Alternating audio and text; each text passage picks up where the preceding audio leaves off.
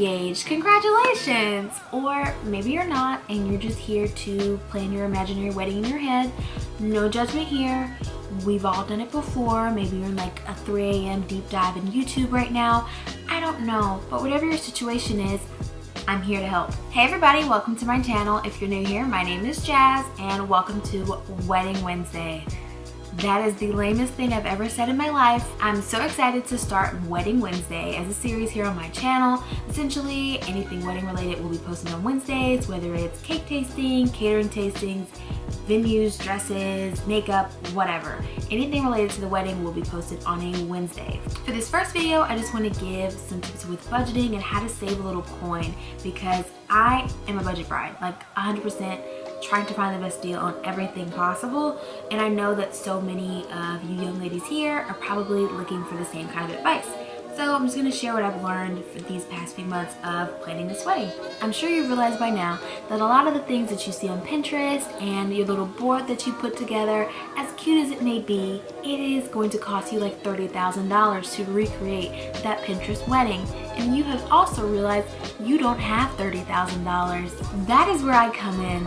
I also don't have $30,000, but I'm still planning a wedding. And now I'm going to tell you how I'm able to do that with a budget bride mentality. Let's get into it. I have a Pinterest dream with a dollar store budget, and I have to make that work for me. I'm sure a lot of you all have to make that work for you. This is usually where you have to start anyway when you begin planning your wedding, but you really need to decide what your budget is and what's most important in your budget. So I did my budget like way at the very beginning. The way that I made my budget was basically just by factoring in the cost of all the vendors that I wanted to use. So I use Wedding Wire. It has been like a godsend to me. They have like a little budgeting tool on the website that allows you to put in like the expenses of each category. So I think there's like venue, transportation, attire, flowers, caterer, that sort of thing, and it allowed me to break down my budget and see how much money I wanted to allot for each thing. You really need to figure out what's most important to you in your budget. Some people care a lot about the food, others really care about the flowers. Some people spend $10,000 on flowers, other people spend $300 on flowers. So it just is up to the couple individually to know, okay, we really care about the venue, so that's what we're going to pour most of our money into. Or we really care about photography, so that's what we're going to allot this much budget for. I think that starting off with your bigger budgeting items is a better idea. That way you're not cutting corners with things that are most important to you, like photography, the venue, things like that. Now, one thing that I really had to consider when planning my own wedding was what date really mattered to me and what was the most significant to me. We are getting married on Memorial Day weekend, which is just like personal for us. But if you don't care about getting married on the weekend, definitely consider doing your wedding on like a Thursday, even a Friday, because those days are usually discounted and have a lot better rates than Saturday and Sunday weddings even. I think that Sunday weddings are becoming a lot more popular, especially for like a brunch time, so those can run you a little bit expensive too. Another thing pertaining to venues would be finding out what your venue actually provides. When you go on websites like Here Comes the Bride, The Knot, Wedding Wire, they show you basically like an estimate or price range for a venue. Usually that number includes absolutely nothing, like just the building itself. It doesn't include linens or setup time or how many people you have coming. Do you want outside reception or inside ceremonies, like where you actually want it to be at the facility. That base price that you see on the wedding website is basically covering nothing.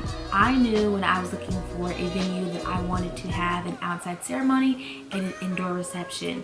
When I went online to look at a few different places, essentially I was seeing like a base price of $1,000, but that was only if I wanted to have the reception there, not the reception and the ceremony. Really make sure that you read all the way through, even contact the venue if you have to with any like further questions, because the last thing that you want to do is put into your budget that the venue is only going to be $1,000 and then realize later that that's just for a seated ceremony for 50 people and you've got 200 guests.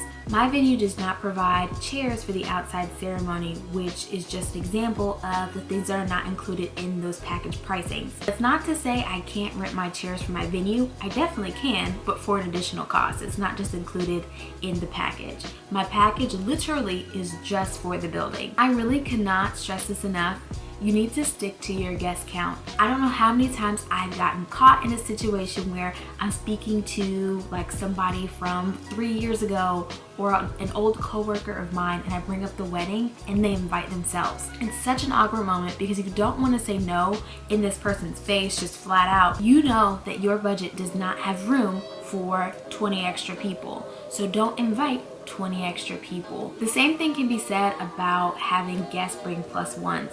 You need to be really strict about this if you're on a budget. If 10 of your guests all bring a plus one, you've got 10 extra people, and the list just goes on and on and on. And it wouldn't be a big deal. You'd definitely be able to make it work, but I'm sure that your caterer would charge you more and your venue would charge you more. And the last thing that you want is some last minute expenses that you weren't prepared for in your budget. I know that this is a controversial topic regarding plus ones. Your wedding is supposed to be a party for your guests and your friends and your family, and I totally agree wholeheartedly. But I also think that people should be respectful. If I've never met your girlfriend, she can't come. She can't come. She can't come because essentially I've got a complete stranger coming to my wedding and I'm buying them a $50 meal.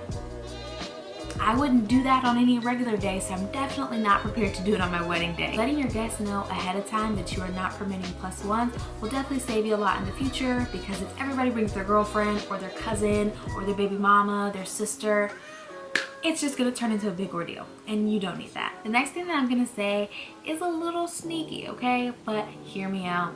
Don't say the word wedding unless it has to be mentioned. For example, the cake that I'm looking at is not a traditional wedding cake at all. When I mentioned the word wedding to the first bakery, they quoted me $600. I called a second bakery and did not mention the word wedding. They quoted me less than $300. Recently, I realized that I needed to order my wedding dress like ASAP, no Rocky. I needed to do it immediately. And I'd gone to a few bridal shops, saw a few beautiful dresses with astronomical price tags, and I just got really discouraged because it's a piece of satin and some tulle at the bottom. Why is it $2,000? I don't understand. Again, I understand that everybody has to get paid. I understand that everyone has a job and that the wedding industry is a big industry. I get it. But at the same time, really? $2,000? Really? I was looking at like big box stores like David's Bridal and the Anthropology one. I've never heard anybody talk about it ever, but this one, and essentially those kind of dresses were just like out of my price point. Like I could either get a really ugly short dress for, you know, $300, or I could get a beautiful, long, luxurious, magnificent, breathtaking gown for the cost of my liver. And I would like to keep my liver. I thought to myself with my big brain, how can I get my fairy tale dress with my dollar store budget? And it hit me. Poshmark.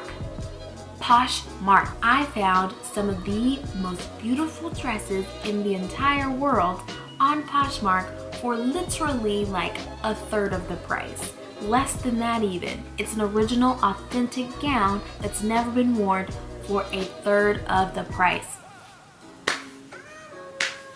God is good, because that is amazing. I'm gonna insert a picture of this dress right here. This was like my runner-up for dresses. This dress was originally over $1,000. I'll put the exact price right here, and then the price that it is listed for on Poshmark is going to be right here. I believe it was like $249, and it's never been worn, ever. I don't know why it's on Poshmark. Maybe it's out of season, or I don't know. That's not for me to determine, okay? I don't really care. But what I do care about is saving you brides money. Whatever the reason may be, you can find your perfect dream gown on Poshmark for so much less money than what you were anticipating to spend. The last thing I'm going to talk about here is also kind of an unpopular opinion. If you go on any wedding websites or wedding forums, anything like that, everyone, their mother, their grandmother is going to tell you, you need to have an open bar with the most expensive, exquisite liquor that anyone has ever seen, and I just don't agree. I just don't agree. I know that all of my guests know that I'm 20 years old, and when I get married, I'll be 21. I know that all of my guests know I'm in college, and I'll still be in college when I get married. I also know that those guests know I don't have bukus of money to throw at them for liquor. So what we're doing is, my venue has several wedding packages for drinks, and I was so stressed out thinking about it. I'm like, oh my god, what are we gonna do? Even if I don't do the open bar and I do the beer and wine, that's like this much money, and that's still thousands of dollars at the end of the day to make sure these people are hydrated with booze. And then on that same little page, on the fine print, it said bottles of wine pricing. And I calculated in my head, we're gonna buy several cases of wine, and it's only going to equate to $900. Can I get a round of applause? $900.